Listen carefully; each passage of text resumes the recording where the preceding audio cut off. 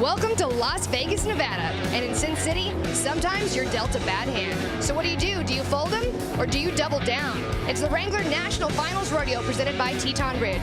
It's lucky number 7 and get ready for some fireworks. It's a night we celebrate our men and women in the U.S. military and get into the home stretch of the greatest 10 nights in professional rodeo. Hang on tight, it's finally time for Rodeo Live.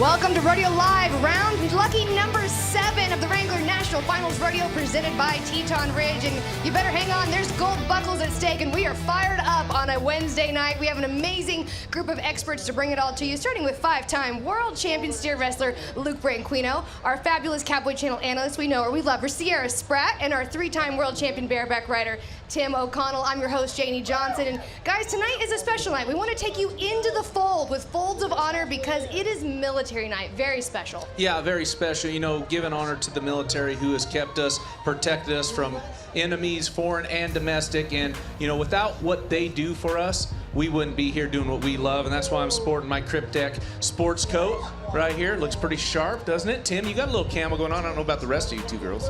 Yeah, I almost didn't see Tim O'Connell up here because he's in camouflage, or your version of camouflage. I'm hiding in plain sight. Now, hang on. I have stars, Luke. These are stars. That's patriotic. Janie? Thank you. Hey, I'm going to celebrate military night by just singing that national anthem tonight down inside the Thomas and Mack.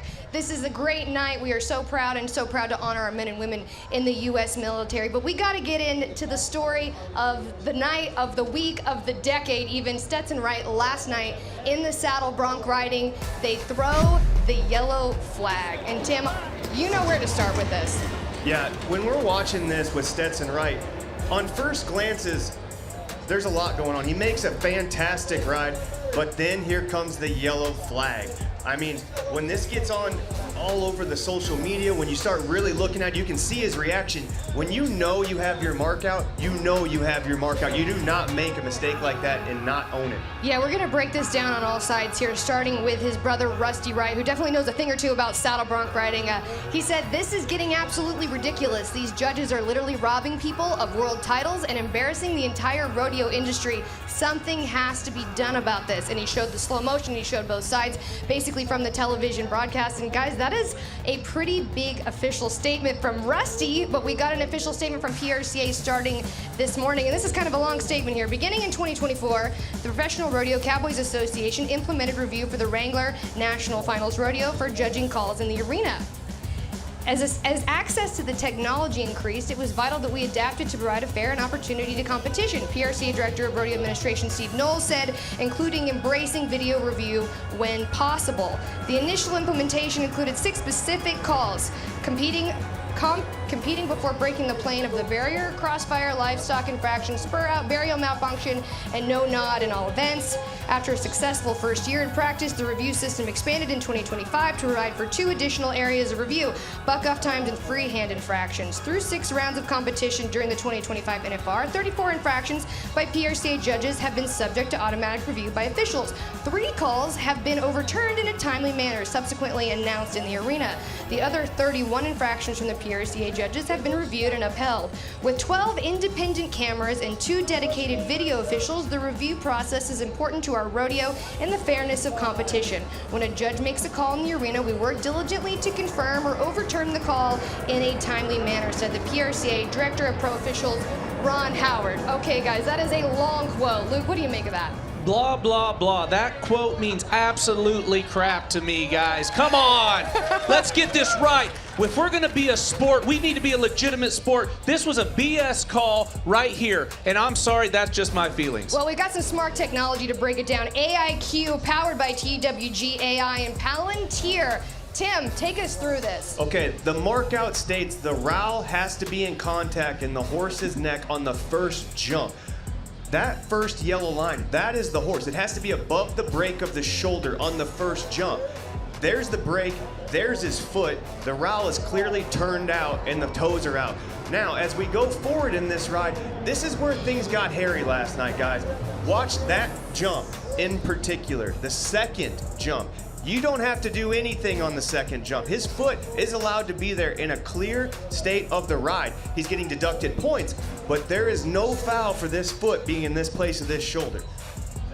No, I think that's exactly right, Tim. As you take a look at that, he made a great ride. He was #1 in the aggregate. The implications were huge. The big implications, this is right here. Look where the judge is when he gets first sight of the markout. He's out of position. He should have been over on the left side. He got caught in the middle. So when he comes into the field of play, that's the first jump he sees. It's the second jump of the ride, not the markout jump. So he sees Stetson's foot down in the shoulder. If this is quick, guys, this is a live action video. He makes the right call in his mind. He throws the yellow flag. But this is what we worked for so many years to get the video review camera back in action. And this is where they failed us last night. That missed markout, and then it goes to the review system, and they upheld the call of the missed markout on the field of play. Yeah, I like to make the comment that it's not necessarily on the judge on the field. If you think you saw something, sure enough, that's why we had the review system. Absolutely throw the flag. Let's take a look at it. But it was a split-second review. It was not enough time, and I think they made the wrong call. Absolutely. They did make the wrong call, and I think if you get them cornered in a corner somewhere, they're going to admit they made the wrong call. And again, I'm going to go back to legitimizing the sport of rodeo. If you're going to do that, you have to have the replay. You have to make it right. Take the time to make sure you make the right call. They absolutely did not do that. They failed Stetson Wright. They failed the sport of rodeo last night. Wow, very powerful statement there, Luke. Sierra, I'm going to give you a second to also make a comment on what your thoughts are on this. I mean, I have to agree with Luke. I mean, I know that there is a split-second moment for the judges. I know the video review system is new. I mean, I can play it on both sides, but I did feel like it was a short fall last night. Yeah, guys, I was right there in that interview spot, right by the buck and shoots after this happened, and Stetson Wright was talking to the head of judging, Ron Howard. The rage that was coming off of Stetson Wright, I'm still feeling right now, but he used that rage to fuel him in a very big way, and that is why he is our Tractor Supply winning moment of the night in the bull riding. This was absolutely amazing. Yeah, you see him take this rage to the bull ride, and this bull had never been rode before until he drew Stetson Wright. When you got a mad Stetson Wright on top of that is fueled by rage, as talented as we've ever seen grace the National Finals Rodeo, this is what stood out to me more than anything. As this bull's bucking too, guys. When you watch the video breakdown and watch the buck, this is 10 hard kicks. This bull makes 5 rounds. After the second round, Stetson starts spurring this bull. Yeah. It wasn't just, I'm gonna ride this bull and make a statement. I'm gonna hammer this bull. I'm gonna take my frustrations out on this bull, and it's game over for that one. Well, and after that ride, he made a statement in his winter interview. Stetson Wright, get the win tonight in the bull riding, but how much did you use what happened in the bronc riding to fuel you in that ride? Well, considering the bronc riding, I was pretty fired up. I knew my feet were there, so going into the bull riding, I just, they don't want me to have it. I'm going to come and earn it, and they ain't taking it from me. I'm here I'm here to stay. I'm ready to ride, and it's all good. I'm happy. I'm healthy. Well, I'm healthy, wealthy, handsome, and happy, and I'm glad to be here. Hey, that's good to hear. In that bull ride, you really had to open up with that outside foot. Was that more exposure than ever? Yeah, he was a strong bull, kind of had me stretch out a little bit, but the little bit of anger I had in me, it was good for that one tonight, and not a very good get off, but we'll take it. 4 more rounds to go. What can we expect from Stetson Wright? Fireworks. I'm like I said, I'm here to stay. The fireworks are coming to the Thomas & Mack. Stetson Wright. Yeah, there's definitely going to be fireworks happening these remaining rounds here of the Wrangler National Finals Rodeo. There was no doubt that he was going to ride that bull, Tim, but it was an impressive ride regardless of all the scenario that was happening all around it. We want to break it down again with our AIQ. Yeah, and like I was saying earlier, when you watch this, breaking it down with AIQ, this bull gets it off right from the get-go. Stetson, he's out of balance, but that doesn't matter. The second round, he takes his line of vision, sticks it right back in the middle of that bull, and watch that outside leg go to work. Once he started moving it, you just don't see guys spur bulls anymore. They're more of get the form, get the horn, get the average money. The dominance in the bull riding on the old school spurring has kind of went away. Stetson, he is such an amazing bull rider. He's an amazing saddle bronc rider. When you feel him with that rage and he has an opportunity to kick one and get some extra points and go get that round win, you know he's gonna take it and make a statement. Last night he did. Yeah, him and Ryder actually shared on Facebook and social media earlier that they're not afraid of a couple yellow flags. It is not over until it's over. Stetson Wright is going to finish these rounds in a big way. Yeah, I mean, you can throw a flag on Stetson Wright, you can tear his hamstring, you can't keep that man from winning. No, you definitely can't. And in the bull riding, we actually saw an injury happen last night. J.R. Stratford, he was #1 in that aggregate. He had a pretty complex facial laceration last night. And yeah, as you take a look at our average, it made some changes when J.R. got bucked off. Kai Hamilton moved into that #1 spot. Kai Hamilton's looked so good through these first 5 rounds. Has one hiccup, gets him thrown off really quick, comes back in the second round, or the third round, excuse me, gets put in the same scenario, but he cuts loose, rides another bull away from his hand. He is looking so phenomenal at this national finals. Here's a look at J.R. Stratford's injury. He was having such an incredible Wrangler National Finals Rodeo, and you can kind of see it here. It happens just a little bit. He grabs at his face, and he is actually going to be out of competition. And when you turn out of 1 round, you have to turn out of 2. So really unfortunate to see that from JR. It is. You know, JR, he had one hiccup in the opening round, thought he got fouled, didn't, and then goes on to ride all but 2 more bulls. Sorry, he bucked off last night, bucked off in round 1, but he has rode so consistent through the middle of these 4 rounds, through 2 through 5. I hate that for him, but he's in the city of cuts, right? We got a lot of fights going on in Las Vegas. He's got a laceration to his eyelid, and he's got a big ball over top of his forehead. If anyone can milk that swelling out in the city of Las Vegas, they'll get a cut man in here. I think it's the right move. I think they're making sure that his eye socket's not broken, and then he will return to action in 2 nights. Yeah, we definitely want to make sure that JR takes care of himself, but that opens up the door a little bit. Kai Hamilton, #1 in the aggregate. Stetson Wright, he is still our Superman, and he's our Superman in the all-around. I think you're going to get to meet our Superwoman in the barrel race. They call Kassie Mowry the GOAT for a reason. 2 go-around wins, 2 different horses. She joins us at the desk on Rodeo Live when we come back.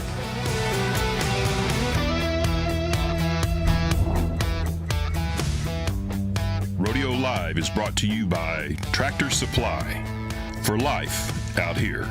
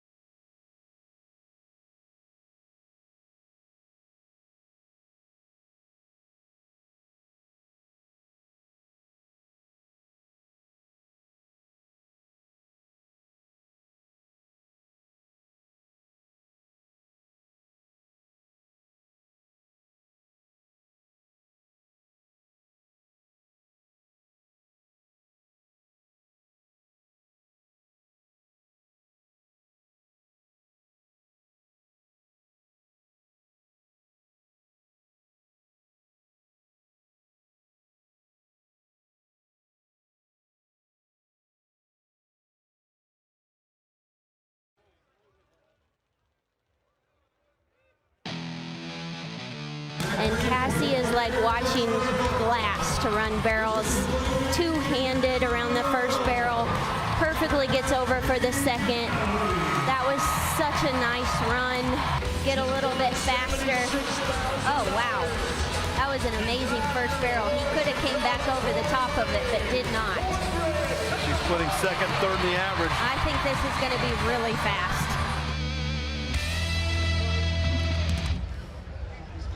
Welcome back to Rodeo Live, round number 7 of the Wrangler National Finals Rodeo presented by Teton Ridge. And in professional rodeo and rodeo in general, we don't throw around the term GOAT all that often. That means greatest of all time. But in the barrel racing world, there is no doubt. Kassie Mowry has won more money in barrel racing than anyone in history. She's our reigning world champion. Kassie, so good to have you on the show. Thanks for having me. You know, coming into this year's Wrangler National Finals, a lot of the talk was that you had to leave Jarvis home and how NFR was going to turn out. Well, it's turning out pretty amazing. From Will to Cornbread, describe this first NFR that you're having this year. Yeah, I mean, it wasn't what I had in mind coming in here without Jarvis, but we've been winging it since I got here, and I mean, the boys are really bringing it for me. Yeah, they definitely are. And I always like to talk about how big Will is. Coming into round 1, you even said that he really starts out strong out of the gate.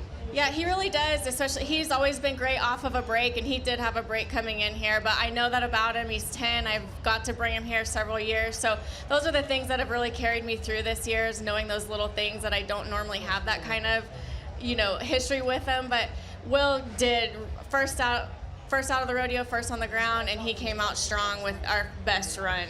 You've ridden so many different horses throughout the several years here at the NFR. That is why you are our century product, century mark that we want to talk about here at the Wrangler National Finals Rodeo. And as we take a look at this round win, this was round 1. He was amazing. You can just go from horse to horse. How do you do it? Well, it helps, like, I have a lot of history with this horse, and I've had him since he was a baby, so I kind of know he's very predictable, and I know what he's going to do, and we've made a lot of runs together, and so that goes a long way coming in here, and he's been here before. Now, Kassie, you compared him to like driving a bus around that pattern in Thomas and Mack. Is that how he feels just right off the bat, or does he feel like that big pin, small pin doesn't matter? I honestly don't know what it's like to drive a bus, but it just feels like I tell myself that because a lot of times it's a lot of horse behind me, what you don't see behind you to get around the barrels. When I feel like I'm around him, I'm not quite because he is so big. So I do keep that in the back of my mind, like keep riding. There's a lot of horse still behind you, you know, to get around. But yeah, I definitely have to give him more room and wait on the turns so he can get his whole body around it. Well, of course, we had such a fan base with Jarvis last year. Then Will exploded on the scene, but then you brought in a third horse, Cornbread. That was an absolutely amazing run last night, and we were able to actually break it down with our AA technology, which I'm excited to show you because I'd love to see if this feels accurate aboard. But this run right here from last night, 13:42, amazing run. What I thought was so crazy with how much speed, you can see the colors, the red, the orange, that's the faster end of the speed. You are going so fast all the way to the first barrel. When the color changes from yellow to green to blue, that's when you're slowing down those cooler colors. You are not even reaching the yellow until you're nearly on the back side of that first barrel. That wasn't planned. I actually was stuck around the saddle horn with my belt, hoping that it would break because I thought I was gonna fall off, but that's why we went in so fast. And maybe it was the best thing that could have ever happened was for me to just let him take control and not be able to have any say-so, but that's why we were so fast. It was out of control. Well, I think it might have been because you can see your miles per hour, your top speed, 30.6 miles per hour, that's coming into your first barrel. So I do think it definitely played a part in how quick you were, but the second thing I want to point out too is you can really see your speed increases again right before that second barrel. You see a lot of horses, they start to anticipate that second barrel, they're running into that wall every night, they get a little short, and because Cornbread maybe hasn't been running all week, is that how you would credit that faster speed? It's actually his style. He's extremely aggressive. Yeah. Like he runs pedal to the metal at all times. No matter if you're going the right way, the wrong way, he's pedal down. And so I think that goes a long way in a little pin like this where he stays moving forward. And then you can see going right into the third, just gliding, like Jordan Briggs said, just smooth as glass. I was, just riding his tail. just all the way to the finish. And then lastly, I mean, you have to take note of the increased speed going from that home stretch. We see a lot of girls, they make up time there on the way home, but making Cornbread run right into that hole, I mean, does it feel like a tiny little pinhole running back into that alleyway? Yeah, he was a little bit scared running back into that hole. And I know I quit him a little too early my first run on him yesterday. And so I did try really hard to push him all the way out the gate. Well, it was really fun to be able to break this down, and I'm glad that it felt similar. But would you ever watch this and maybe, does anything surprise you about watching this? I mean, did that feel completely accurate, what we're seeing? Yeah, it definitely makes sense seeing all that red going to the first barrel. Like I said, I felt like I was out of control, just hanging on for dear life. And now I'm going to try to figure out how to tie myself onto that saddle horn again tonight since it works so good. I mean, when it's working, it's working. I want to know more about Cornbread. This horse trained by Tiani Schuster, owned by your friend Mindy Holloway. Did you have any history with this horse before coming into the Thomas and Mack? No, I didn't. I met Mindy the week before we left and Cornbread, literally right before we loaded him on the trailer to come out here. I was able to meet up with her, kind of did a half-pass speed through the pattern at an arena, and I thought, you know, with her help that I could get a lot done with him this week. He really is a very honest horse, and you could tell he tries really hard. He's got a huge win record. It's no stranger. You're no stranger to getting on back of different horses, but coming to the Thomas and Mack after having so much success on Jarvis, on new horses, and like I said, it's no stranger. You're no stranger to it. But was there a little bit of like, oh, no Jarvis underneath me this year in the first go-round? Oh, absolutely. I cried for a couple days over it, but it was just the decision that I felt best with leaving home. And as soon as I made that decision, I put it out of my mind and was like, okay, what's the best group I can put together? And we'll just give it our best shot and see how far we can get. Pretty good group so far. Yeah. And, with the EHV1 breakout and Jarvis being the superstar, having to stay at home, so close to the National Finals Rodeo, what went into the days when you decided to leave Jarvis to put this amazing team that you brought out here together? Mm-hmm. Yeah, I mean, it didn't give us much time. I had him at an event where I was going to have to do a bunch of testing and whatnot to get him through. Where he was at, when he was there, if he was exposed, I didn't like the timeline of if he came up sick here. I didn't like the timeline and how that felt. I didn't know what resources we would have around here and whatnot, and so that was my decision. After I made that decision, Will got put on the table. He was an option for me, and I knew Will would come out swinging even though he wasn't in the best shape, so I used that to my advantage and just kind of looked around horses that had been winning and doing really well recent at these events, and this horse definitely was one. She won a big barrel race on him a couple weeks prior, about 500 entries. And so when I reached out to her and she was like, absolutely, let's meet up and see. And so it was a good feeling to have something so strong to add to the team. Well, Kassie, every single decision, you've had a strategy behind it, and it's been the right one. Congratulations, 2 go-around wins. Thank you. Number 1 in the aggregate, number 1 in the world. Amazing. Thank you. Kassie Mowry, she's going to be running tonight in round number 7, chasing that 2nd world title. When we come back here on Rodeo Live, we're going to break down the bareback riding Kade Sonnier. You'll get to hear from the champion from last night.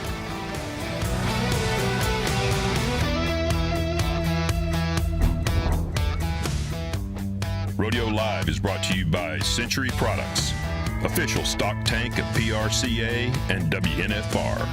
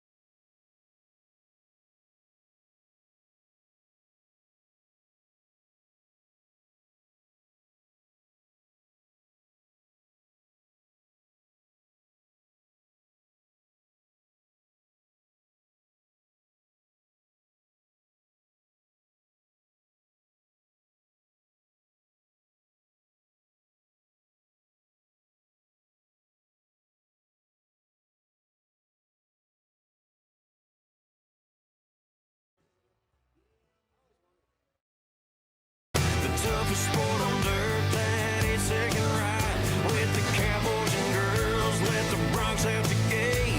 Y'all better hang on, just gold buckles and stay. Hit your beat, hit the lights, saddle up, cause it's finally time for rodeo life.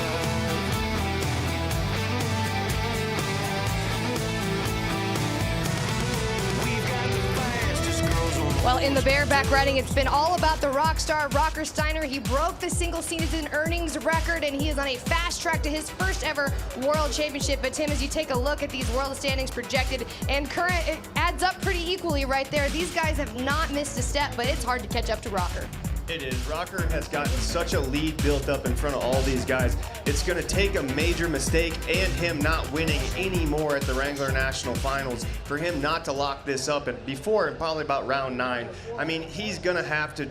I think it's Rocker's right now after round 6. He's riding way too good. Yeah, but all these guys have really shown up. Last night, Kade Sonnier made such an incredible ride. He's our champion from round number 6, and he got to catch up with Katie Lucas. Hanging out with bareback rider Kade Sonnier, getting ready pretty soon to get on your 7th horse here at the National Finals Rodeo. But let's rewind back a few days. You're in a very different place right now, Kade. Yeah, the beginning of the week definitely didn't go the way I expected it to. The last couple of days have gone the way I wanted my, whole NFR to go. But the reality is I had to kind of take a step back and realize that I was trying to make things happen too much, trying too hard, really. And it sounds so elementary, but just kind of had to wait for my chances to come. Instead of trying to make my chances or make my opportunities, sometimes you just don't have the horse to win first on, or sometimes you do, and you got to let it kind of play out. You can't just make it happen. And it was a hard lesson to learn after 3 rounds, but I'm glad we figured it out because the last 3 rounds have been pretty dang good. I love visiting with you about your mental game, and one thing you said to me a couple days ago is you needed to remember what an honor and what a privilege it is to be here. How much has that really helped you climb all the way up to now number 4 in the world, 4 in the average? Yeah, in 23 when I first made it, when I wasn't standing very far from exactly where we're standing, and I swore after round 10 that they weren't going to have another one without me until I decided for them to. And boy, did I get humbled. Last year I got hurt and ended up breaking my thumb, and it was just one thing after another. Like I broke my thumb, and then it got healed, and then I fractured it again, and just a series of injuries, separated some ribs, just one thing after another. And really, I think the good Lord was just trying to tell me, teach me a lesson, and but I did. I took my first NFR for granted, like just the fact of being here, like this is sacred ground, you know what I mean? Like being in the locker room with 14 of the best bareback riders besides myself is things that, I don't think everyone always realizes, especially the fans and whatnot. Like we go to war with each other, not necessarily against each other, but with each other every single year, every week. In the heat of the summer, I mean, we're seeing each other. Then, I might go 2 or 3 weeks without seeing somebody, and then we pick up right where we left off. It's a great, it's a band of brothers for sure, and the camaraderie in the locker room is awesome. But it really is sacred ground to think about. Over the past 40 years, the guys that have really sat in this locker room and have gone to battle every night. It's something that I took for granted, and I'm dang sure enjoying this year. You got a big battle ahead of you tonight, too, the semi-eliminators, and you tell me you got a good one. Yeah, I'm pretty excited about this one. They bucked it in the first round. J.C. Farrell's had a little bit of unfortunate luck with it, but the horse is really good. She's not a great big horse, but she bucks big, and what I mean is she's super flashy and has kind of some big wild jumps in there. And I got on her earlier this year in Colville, Utah, and ended up winning the rodeo there. So I won my first round last night, and I'd be really tickled to win another one. But no, reality is it's going to be a great pen of bareback riding tonight, and to be able to win a check out of here would be great. That's kind of the main goal from here on out, is just having fun, and as long as you're having fun, the winning takes care of itself. Hey, I love that. Best of luck tonight, and look out, fellow bareback riders. Kade Sonnier, he's on a roll, and he's having some fun. Thank you, Katie Lucas, for taking us inside that Wrangler winner's circle with Kade Sonnier. And Tim, speaking of battles, coming into the Wrangler National Finals Rodeo, there were a lot of questions about the physical demands of competing in the bareback riding and the bull riding for Wacey Schalla. He's #1 in the aggregate, so I think it's safe to say Wacey Schalla has stepped up to the plate. Yeah, I've been saying he's more of a bareback rider that gets on bulls now. Like, he's really shown up and showed out at his first Wrangler National Finals in the bareback riding. And what he's done through 6 rounds is so impressive. The way he handled himself through the first semi-E-pin and the E-pin, and even with the breaking of the rigging and switching to a bigger rigging of Jess Pope's and then going on to win the round, he has got about a 7.5-point lead in the aggregate. And, you know, I don't know if you're going to be able to slow him down. Like, he is really on his A game against the very best group that I've seen come into this arena. Yeah, he's placed 4th or better in every single round, every time he's nodded his head. Luke, you've actually said this from the very beginning to never count out Wacey Schalla. No, he's been so impressive. You know, the way he came on the end of the season, he has looked more of a bareback rider than a bull rider, which, not taking the bull riding away from him, but he's down on 2 bulls. He's got 2 bulls ridden. He is winning the average, like you said, by that many points, Tim. That is an impressive young man. And look out, because he will be in the bareback riding national finals for many years to come. Yeah, and we talk about the implications with what happened with Stetson last night. That still leaves that all-around race. It's still open, even though Stetson's got quite a lead. Wacey's got a chance. Yeah, Wacey's got a big chance, especially now that Stetson falls out of that average in the saddle bronc riding. You know, if it was over last night or the night before, excuse me, we're talking about Stetson winning the Triple Crown. As we move into the projections over the round 6, I mean, you got Wacey taking a lot of stuff away from Stetson at this point because he has a $98,000 check waiting for him in the average if he holds position over the course of the next 4 nights. Okay, but take us into this perspective. You're a bareback rider going into round 7. There's no question it's one of the most physically demanding events. How are these guys feeling as a whole? Because this is right when it starts to get pretty tough. Yeah, the guys are, you're going to start seeing guys get sore, like real sore, especially the ones that haven't really had a ton of success out here in the opening 6 rounds. Their bodies are taking the beating from just being out of rhythm and time with these horses. The guys that are riding up to the occasion, like a Wacey Schalla, like a Rocker Steiner, like a Jess Pope, they're not really sore because they're in time with these horses. But on the flip of the coin on that, the next 2 hardest rounds are in front of them tonight and tomorrow. They were really disgusted with how the horses performed in round number 2. Normally there's only 5 horses that are swapped out. They swapped 11 out. They took 11 out of the draw and they brought the weaker end of the eliminators down. This is a very tough pin of horses for a second semi-eliminator pin, and the nastiest pin they could put together in the eliminator pin is tomorrow. Wow, that doesn't sound like that much fun if you're a bareback rider, but it sounds like a lot of fun if you're a rodeo fan. One of the events that's maybe been the most exciting to watch here at this year's NFR is the tie-down roping. Last night, it was super fast, 6.8 seconds for Joel Harris. That was the magic number, Sierra. It definitely was, and I was so happy to see Peso getting another round win, too. This horse has its own fan base, but Joel has done such a good job. The start he's been taking all week long is noticeable. It kind of looks like a nod ride pull, but it's working, and that timing is everything. When you're coming across the line, you're able to get that very fast shot, one swing throw. Podial start is what I like to see that it is, but he was so excited celebrating up there. It was rightfully earned. Yeah, he did a great job because when he roped that calf, that curl actually came back to that calf's tail. He was able to work it off before his feet hit the ground to be able to get that calf spun around and on his feet when he got to him.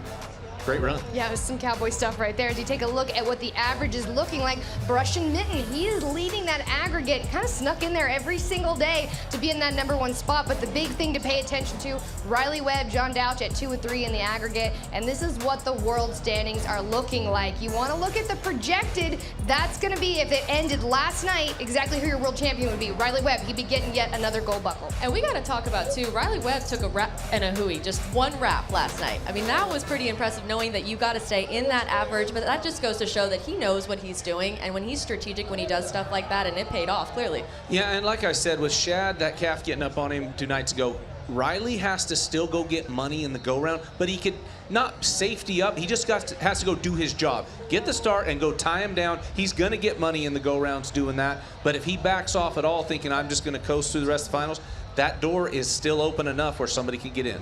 Well, when you got Riley Webb, too, he's such a student to the game in his 3rd year of professional rodeo. I mean, back-to-back world champ, projected to be a 3-timer. What I was really impressed with watching him was round 5. Shad's calf gets up. I was in the stands watching it, and I could see how tight he was putting that on. He knows these calves. He studied these calves. Last night, he knew as he got down that line, I can flank this calf, I can put one on a hui on him, get back, get some day money, and move myself up into that average. Yeah, Riley Webb trying to get that first three-peat we've seen since the 80s, making history right there for that young man. Another cowboy making history in the bull riding. When we come back, you're going to learn more about your 2023 bull riding world champion, Kai Hamilton. He is back in professional rodeo, and he is chasing a world title number 2. Get to know this Aussie when we come back.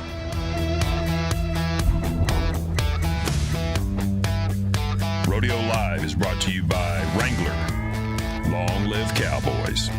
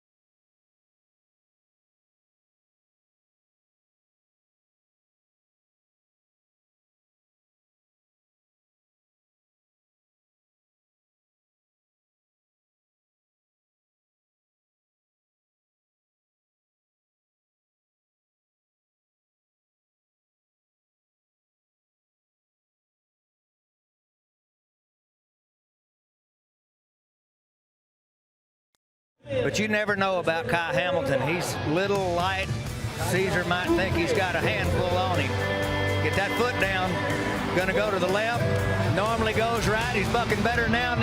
Oh, what a good ride. Do you see how he rides, Butch? Yeah. Whenever he has his knees and gets in position, he controls his body as well as anybody I've ever seen.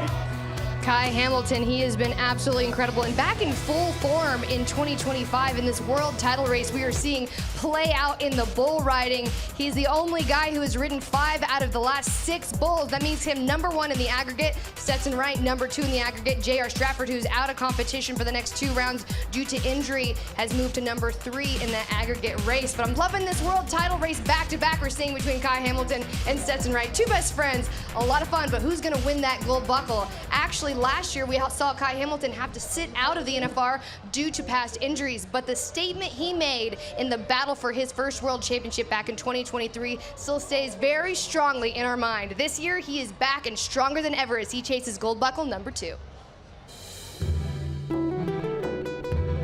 It's almost like a dance. Every now and again on the dance floor, a fight will break out. Sometimes it feels effortless, and other times it's a dogfight.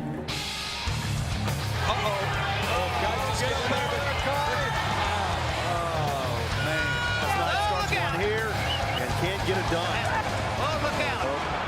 Just flat bucked him off. Probably the primary requirement to be a top-notch bull rider is to be able to get on the back of a bull knowing that you may be taking your last breaths on this earth and putting that out of your mind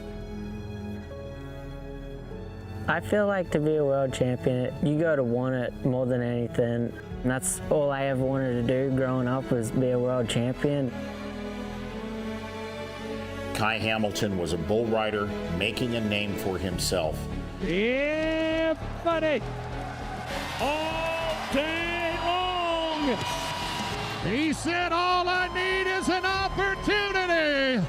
2023 NFR, the first 4 rounds, they were awesome. Everything was clicking. Looks to the left, got against the chute, back around into his hand, got a seat. Kai Hamilton just showed you what. I'm going to stay on no matter what. Let's see if he can do it again. Elbow down, he's got him right now. Show me the money, baby. And Kai Hamilton remains perfect. He's 4 for 4. Round 5 rolled around, and I didn't think there was a bull in the world that could buck me off. He's ready again. There's a good start. Coming around left, got him loosened up. What a move. Look out, boy. He knocked the dog out of him. Open the gate. Boy, and what a shot right there. The thing about bull riding is one day you're the champ, the next day you could be the chump. He blew out of there and was shooting forward. At one point, he had me reared back, and the last thing I remember was coming down on his head.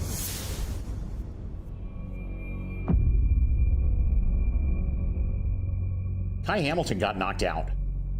17,000 people inside the Thomas and Mack went from screaming at the top of their lungs to dead silence.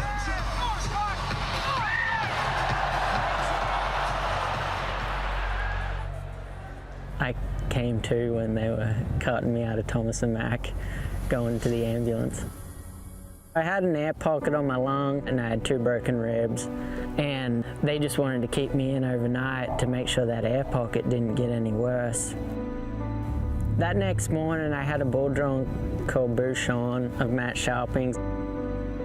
So if you're Kai Hamilton, you just got carried out of the arena on a stretcher on Tuesday night. Slept in the hospital, and you got 2 rodeo performances ahead of you on Wednesday. The advice was that he not return to riding. I was so determined to win a gold buckle. It wouldn't have mattered what I had drawn. You got to be willing to put up with the pain, and at the end of the day, if it's 8 seconds. If you can't put up with it for 8 seconds, you probably shouldn't do it. I gotta win that gold buckle, man. I remember a little bit of pain, but mostly the excitement. He's got a good seat on him. Got to make a move there. Makes another great move right there. That is cowboy tough. Cowboy tough. I don't care what the scores are. Wow. There's the champ right there. That round 7, the ride on Devil's Advocate, that's something I'll probably never forget. Big flag pull. Get a hold of that left foot. Get a hold of that left foot. Atta boy, now you got a chance. Come on with it, Kai. Come on with it, Kai. Come on with it. Yeah, how about a 8-second bull ride? Show me the money, baby. I love being a cowboy.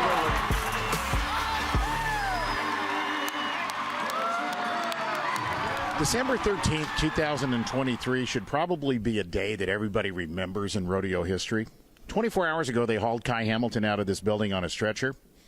Tonight, he made the only ride in the eliminator pen at the NFR worth 88 points, won a total of $114,000 today. How'd you do it? Not being a Got bucked off in round 9, turned out in round 10. I went there to win, so at that point I was just like, just give me my money and my buckle and I'll be happy. Ram style, Kai Hamilton. It was a lifelong dream accomplished.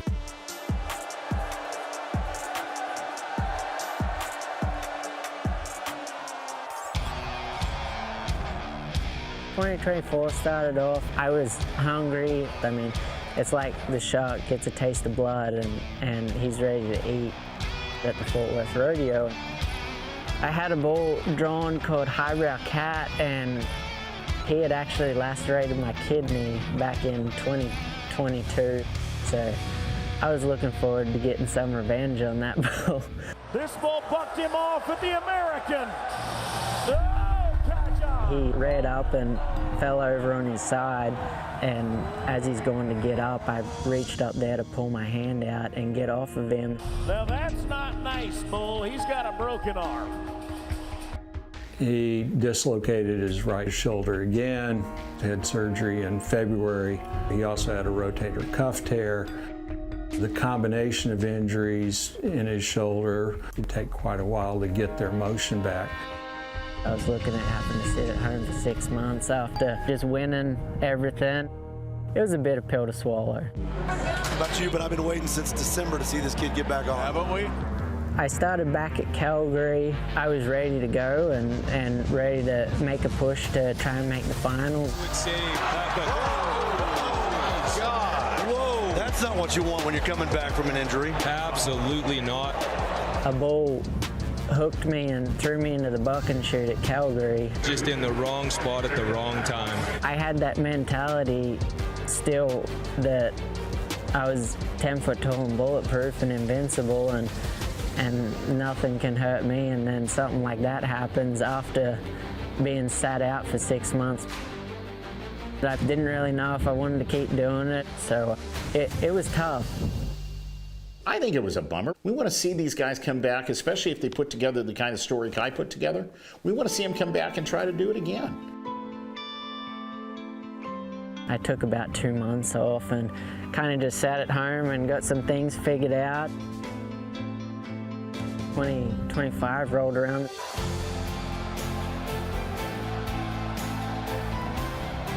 The way that Kai rode the last month of the regular season, he served notice that he will be a force to be contended with at the National Finals Rodeo. I think he's got a shot at winning another world title.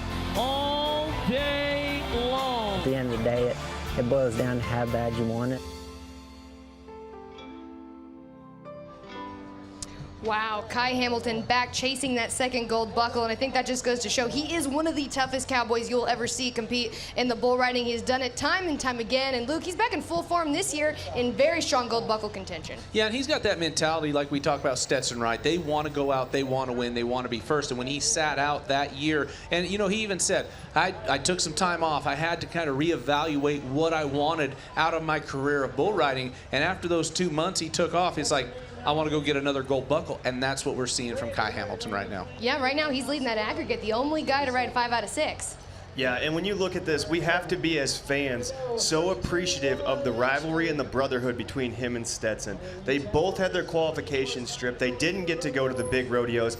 But when it's all said and done, the cream always rises to the top. Yeah, they've overcome so many obstacles. I don't think anybody in the rodeo world will ever forget that championship that he won in 2023. What a story. That's one forever. Kai Hamilton has so many moments that I will never forget as a fan. I mean, I think Kai, he has created a lot more fans in the bull riding just by that sheer grit and cowboy way that he shows with so many injuries that we just saw way too close for me. Anyway, that hurt me to watch. Well, speaking of fan favorite, when we come back here on Rodeo Live, we're going to switch gears over to the team roping. The 3-time world champion heeler, Jade Corkill, is back in full form here in professional rodeo as well. He's going to join us in the desk to break it all down. Rodeo Live is brought to you by Folds of Honor. Honor, educate, unite.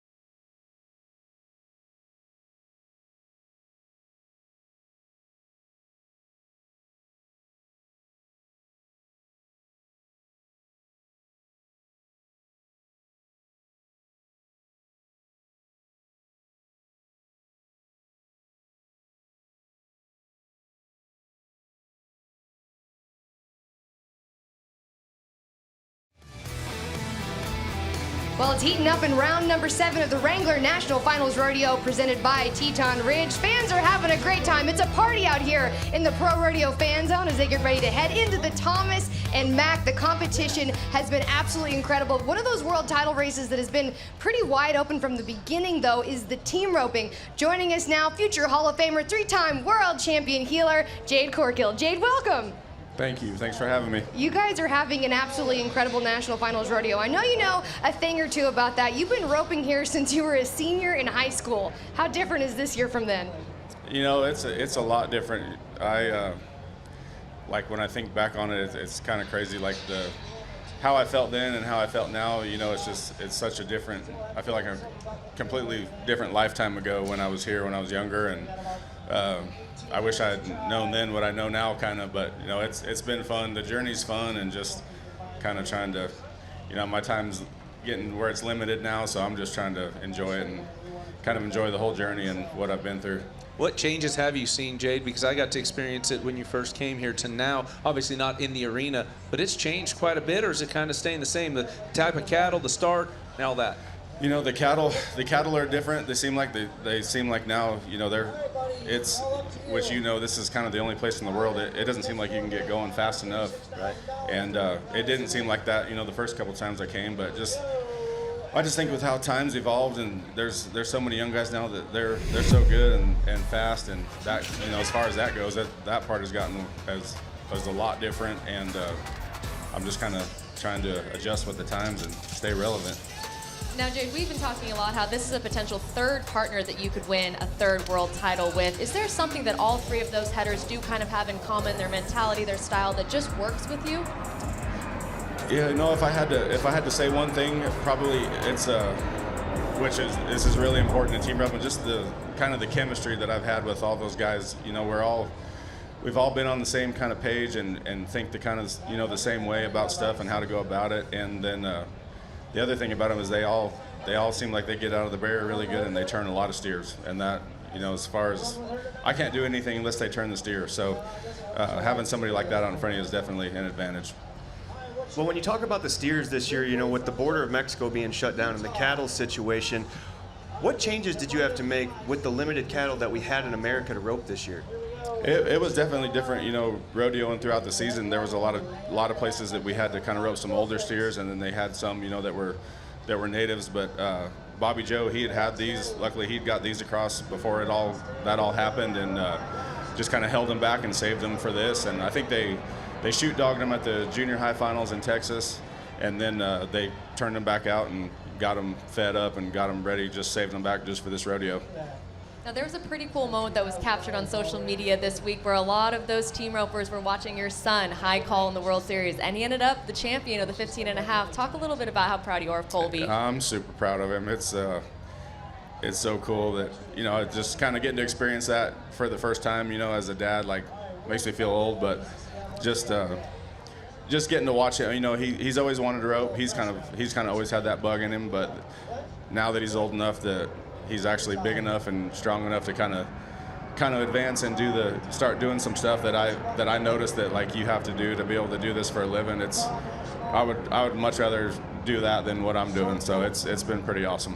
It's been fun watching your era of athletes, seeing their kids come up. Now you're seeing the Tryon boys, Northcott. I mean, that group of kids are really, like you said, they're the next group that are going to be the dominant ones, and to be able to see that, and your son being one of them, that's got to be an awesome feeling. Yeah, it's cool, you know, and I tell people all the time, like, because they ask me, like, what was I like at that age and stuff, and how I grew up, you know, I lived in Nevada, and we just had a ranch, and I wasn't around that type of guys, and like Tyler and Braylon Tryon, Nikki and Colby, these guys, they've been around them their whole lives, so they're not intimidated. They're just like I am to Colby. All these other guys that are still my heroes, they're comfortable being around them, and that's a dangerous thing when it comes to our event.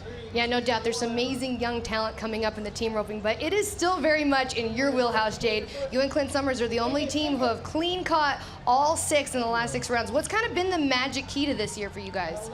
You know, like, kind of just talking about, you know, what we said before, just how different it is from when I first started coming here until now. I just feel like I've matured a lot and kind of this is probably the first time ever here that I really have just been okay and focused on just, you know, taking it one day at a time and not worrying about the end result as much as just what I'm doing today, and just however it plays out. You know, luckily there's 4 left and we got a chance, and that's really all you can ask for at this deal. You've seen a lot of different things play out in the team roping, so of course we want to talk a little bit about that crossfire rule. Last night we saw Luke Brown, Trey Yates, they would have broke the arena record with that 3.1, and they call it crossfire. We're going to take a look at it, and you give us your thoughts.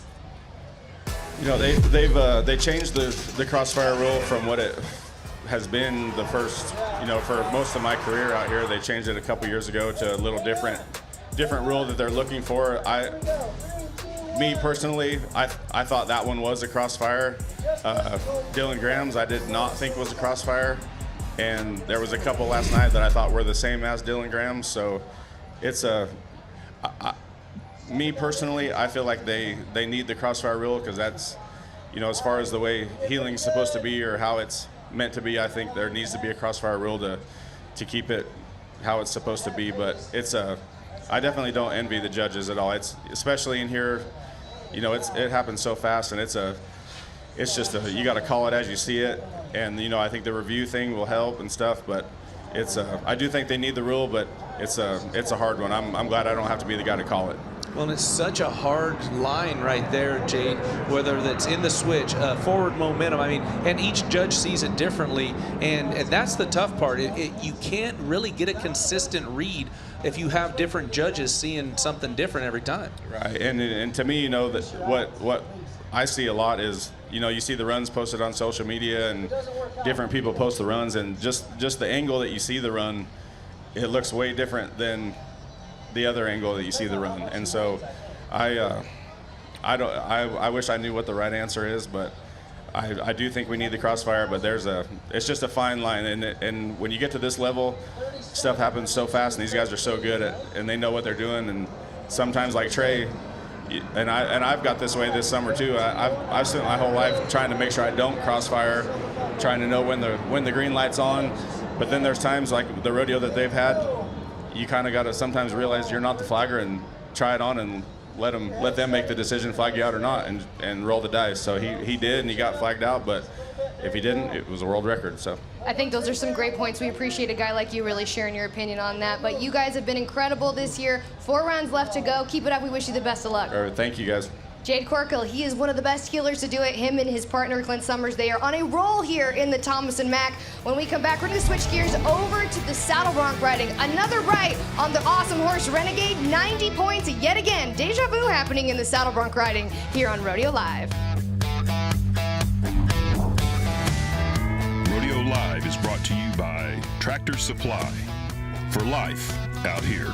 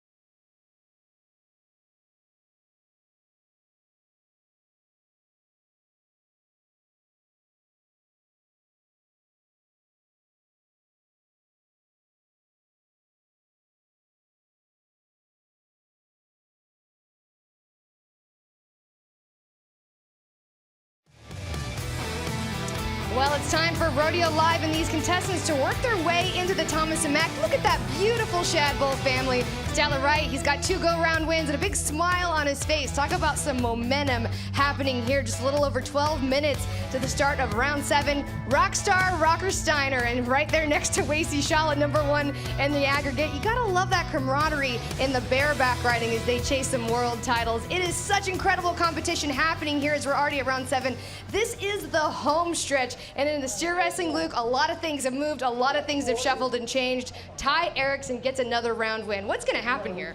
Yeah, I don't know, and don't ask me because we won't know until round 10 is over. But Ty Erickson did exactly what he needed to do after going out of the average the night before. I say going out of the average, he is still placing in the average with that no time. But man, did he blast the barrier. This steer wanted to come over his legs, and Ty was so aggressive, pushing on that right foot, not letting that steer break him over. But his finish right here was so impressive. Pushing on him, watch that finish, pull back to the chutes.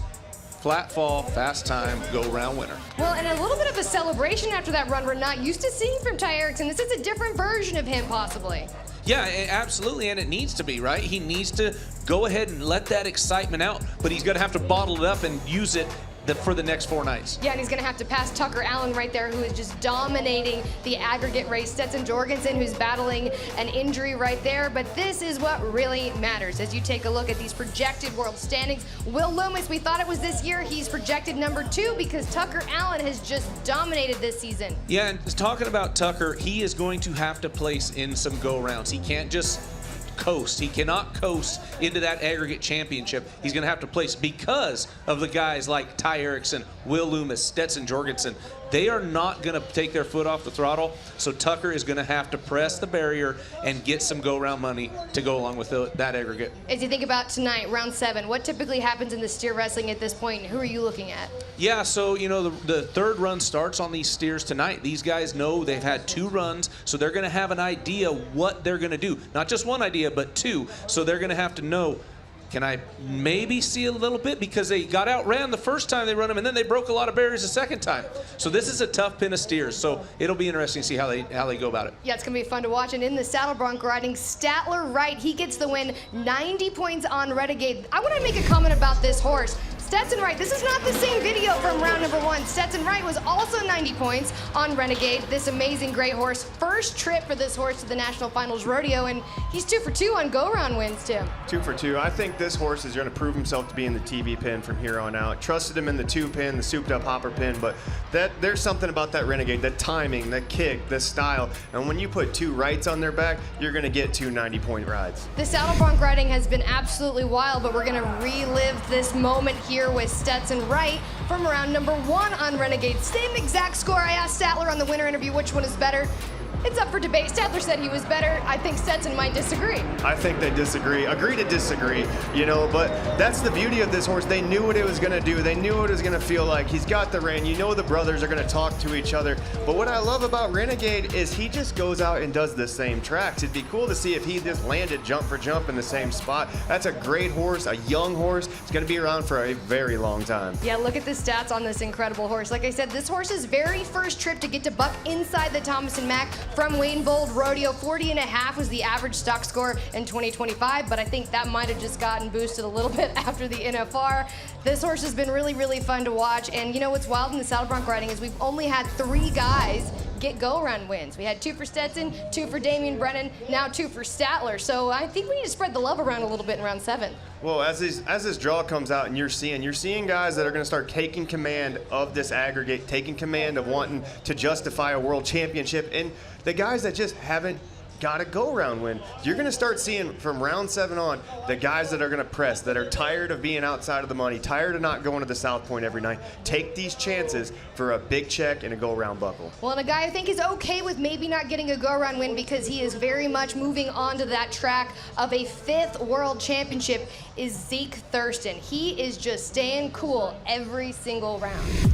I mean, Zeke is calm, cool, and collected on everything that he does. And he shows up here, he just takes care of business at the Wrangler National Finals. And last night was no different. This horse didn't give him a ton of time to make that classic Zeke Thurston super flashy rides that we can see them high 80s, low 90s. But Zeke handles everything with the same intent to go win, to go spur, to set his feet, handle his rein. I truly believe we're watching the greatest saddle bronc rider of all time before us. Well, and with that flag thrown on Stetson Wright, that completely changed the race all over again. Right now, Zeke Thurston, if it ended in round number 6, would be your 5-time world champion saddle bronc rider. Rider Wright projected number 2. Currently number 1, Damian Brennan. If he really steps up, keeps winning go rounds, it's possible for him too. This race is still very much open, but the fact of it, we've seen it historically. Zeke Thurston has ridden the last 53 straight horses here at the Wrangler National Finals Rodeo. Zeke does not stub a toe. No, he doesn't. When the chips are down and everything's all in, Zeke Thurston is the one that always comes out on top. He does not make mistakes in big-time pressure situations. It seems like when the most is on the line, the higher Zeke rises. Yeah, it's going to be exciting there, and we're going to pick our pro fantasy picks for our daily fantasy game here when we come back on Rodeo Live. This is the real competition. Who is going to win out of our Rodeo Live group for Pro Fantasy Rodeo? Moments away from kicking off round number 7 here at the Wrangler NFR.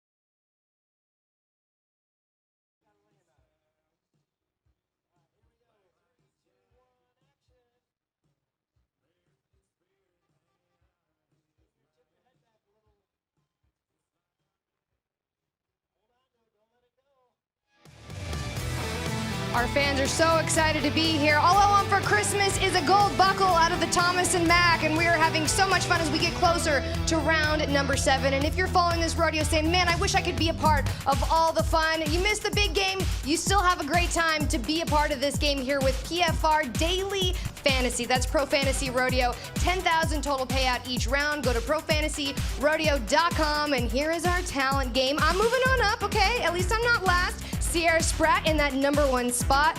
Jordan Joe, happy birthday, Jordan Joe Holaba. I'm sorry that you were last in our Pro Fantasy Live game. And hey, Luke, you're moving up. Tim, what is happening here? It's time to make some picks and make some moves here. Welcome back to Rodeo Live, presented by Tractor Supply. I'm going to get straight into it. In the bareback riding, I'm going back with the reigning world champion, Dean Thompson, because I love the horse Meat Cracker, and it sounds fun to say.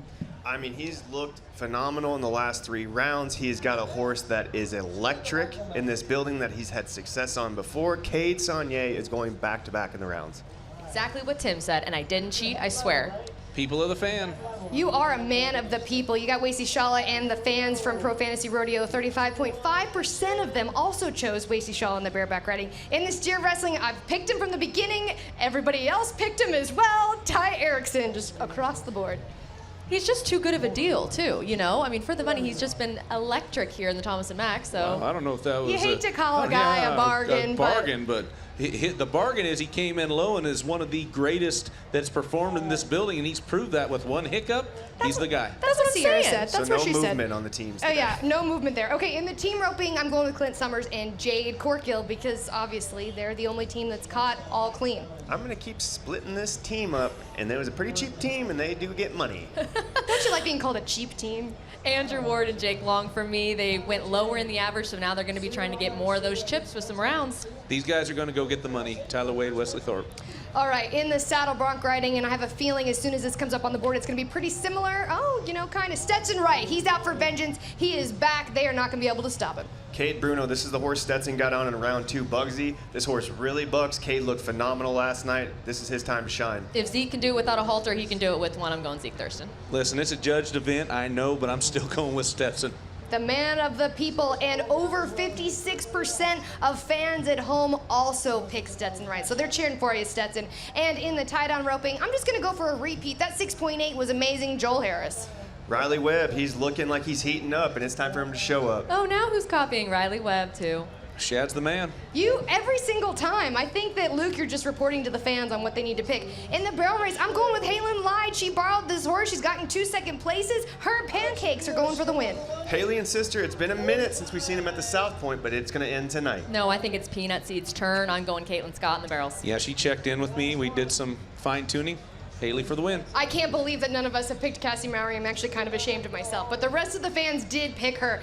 In the barrel, the bull riding, Kai Hamilton is my guy. Same here. Kai looks way too good right now. Looks composed. He's going to get the round win tonight. I'm going rookie Luke Mackey. He's taking the same aggression out on that bull as he did last night. Stetson Wright for the win. No, I think that's a good choice. Superman, he's going to be back for a vengeance now in round number 7. It's getting to be that time, guys. It's going to be exciting. This is the round where things really start to happen. Our fans are rolling into the Thomas & Mack. Round number 7. Do not slip a foot. Do not get up and stretch. There is no time. The rodeo action is heating it up. We're going to send it into the arena for Jeff Metters and Butch Knowles. Round 7 of the Wrangler National Finals Rodeo presented by Teton Ridge. We'll see you tomorrow night on Rodeo Live.